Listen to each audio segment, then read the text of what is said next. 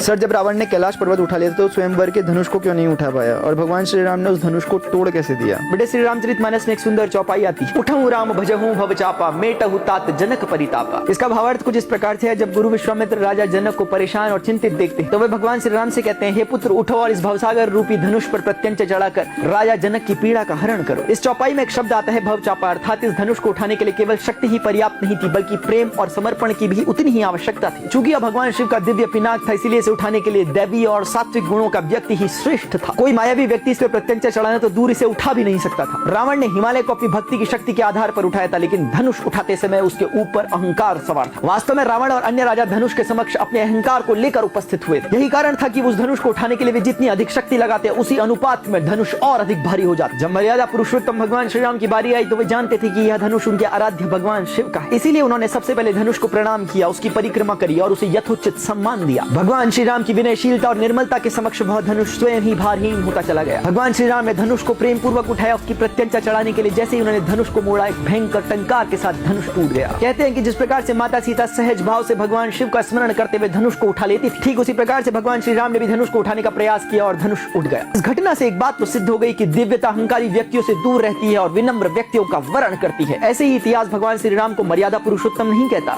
श्री राम राम रामेति रमे रामे मनोरमे सहस्त्र नाम तत्तुल्यम राम नाम वरानने।